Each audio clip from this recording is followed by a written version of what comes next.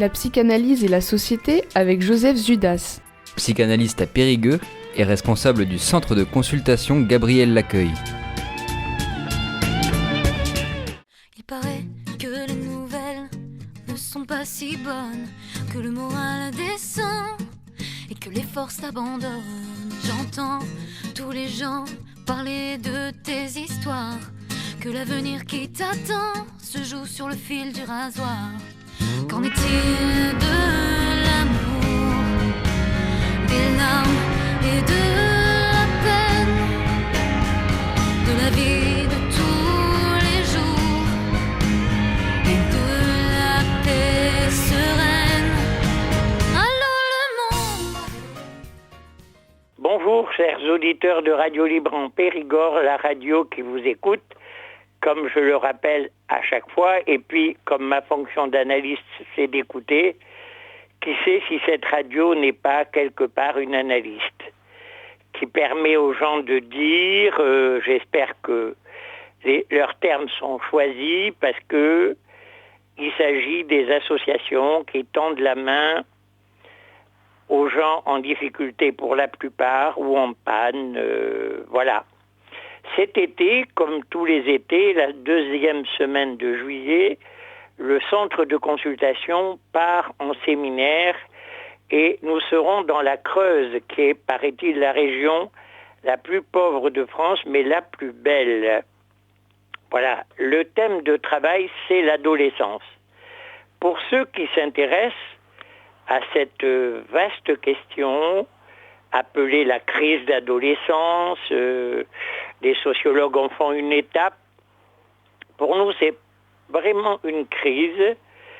Il y a un ouvrage tout à fait intéressant, ancien, de Françoise Dolto, qui s'appelle Le complexe d'adolescence, il me semble, voilà, ou la crise peut-être. Un ouvrage très intéressant, que je viens de relire, je le cherche d'ailleurs pour ne pas vous donner un titre erroné. Mais il s'agit bien de ça. Aujourd'hui, et ça concerne l'adolescence, je voulais vous lire un extrait d'une revue sur les addictions. La revue se prénomme Accès à la psychanalyse. On la trouve dans le bulletin de l'association de la cause freudienne. Si vous faites école de la cause freudienne librairie, vous trouverez cette revue où plusieurs intervenants qui se préoccupent de cette question apportent des éclairages tout à fait intéressants. Tout s'addicte, dit l'éditorial, et c'est Hélène Girard, une analyste, qui parle. L'addiction est devenue un symptôme contemporain. Je reviens d'ailleurs de New York, où mon fils m'a emmené. Ça faisait quelques années qu'il voulait m'y amener et j'avais une grande réticence parce que sans y être allé, je savais tout ce qu'on doit dans cette société qu'on appelle moderne aux Américains et les ravages que ces apports peuvent causer. Et j'étais assez réticent, j'avoue, et au retour, j'ai compris le pourquoi de cette réticence, bien que je fus très heureux de passer une semaine avec mon fils, qui parlait parfaitement l'anglais et m'a servi de traducteur. J'avais aussi un traducteur, comme on peut acheter maintenant, où on parle en français, et de l'autre côté, ça parle en anglais pour celui qui entend. Donc je disais, l'addiction est devenue un symptôme contemporain. Notre société consumériste qui nous fait croire que le bonheur c'est de l'avoir plein nos tiroirs. Vous reconnaissez une phrase de Foule sentimentale. L'injonction au bonheur met l'impératif à jouir aux commandes et passe le sujet à consommer toujours plus.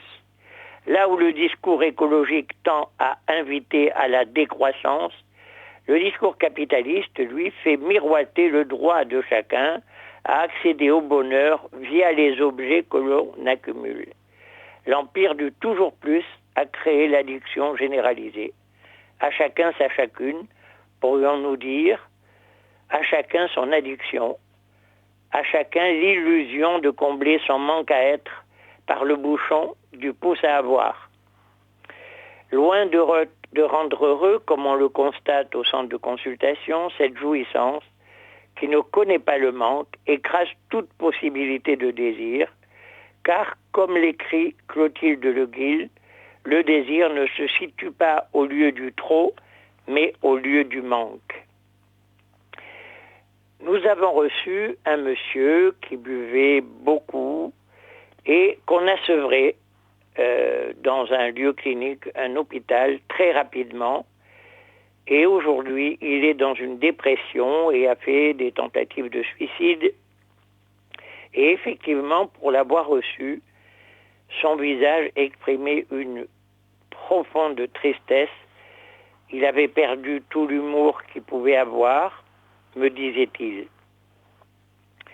Nous sommes à un moment où on pourrait dire que l'autre du social n'existe plus, un autre qui nous donnait des directions, et ce qui prime sur les idéaux qu'on trouvait dans cet autre du social, c'est l'objet qui prime. La modernité, c'est idéaux remplacés par l'objet. C'est-à-dire que l'idéal vaut moins que l'objet. Notre époque est à la jouissance et à la solitude. Ce qu'il met en évidence avec la toxicomanie, en montrant comment nous avons affaire à un qui jouit tout seul avec sa drogue et a pour effet d'isoler le sujet. C'est là toute la difficulté.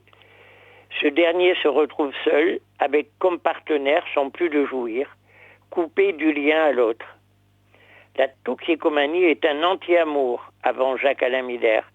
Le toxicomane, un cynique extrême, en rupture totale avec l'autre.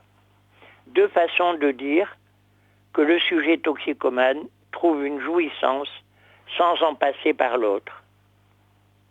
Ces indications sont précieuses, car elles donnent une orientation dans l'accueil des sujets dits addicts. Ainsi, comme le souligne Fabian Nasparkek dans la formidable conversation qu'il a accordée à la revue, la première chose à faire dans une clinique aussi radicale est de tenter de lier la personne au champ de l'autre. Dit ainsi, c'est d'emblée bien sûr la question du transfert qui est posée et une manœuvre délicate pour nous analystes pour qu'un rebranchement sur l'autre puisse avoir quelque chance d'opérer.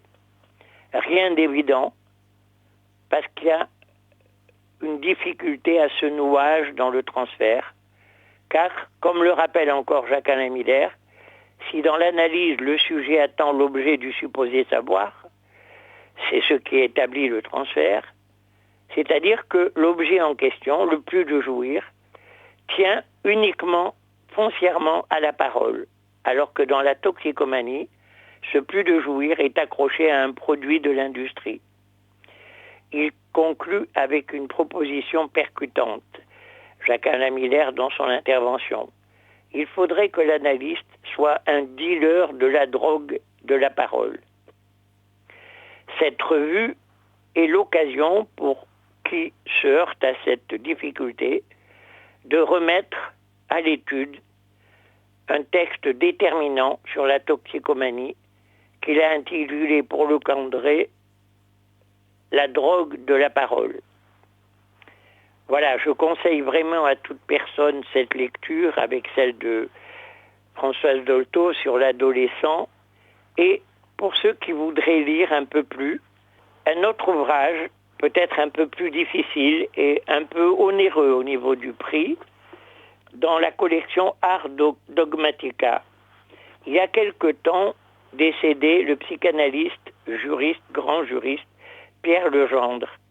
Et avant son décès, il a rassemblé dans ce livre un grand nombre d'articles, d'interviews. Le titre, c'est « L'avant-dernier des jours, fragment de quasi-mémoire ». Et je vous lis le 4e de couverture. Cet écrit accomplit un vœu qu'à la tombée du jour, je conquiers de m'entendre avec le destin. Ici, il n'y a pas du fardeau existentiel, mais de l'ardeur, ici de mon lot originel. Une passion de s'aventurer n'importe où pour tâter du pourquoi, qui fait se mouvoir, ce pourquoi, la marée des générations humaines. Je me suis donc laissé aller à la légèreté d'une libre association. Le temps n'efface rien, il refoule pour désencombrer le présent. Autant dire que dans le refoulement de Pierre Legendre, ce refoulement nous donne accès à un grand nombre de connaissances, d'une grande érudition. Voilà un autre ouvrage qu'il faut lire un crayon à la main, L'avant-dernier des jours, fragment de quasi-mémoire. Chers auditeurs, je vous laisse là, portez-vous bien et à bientôt.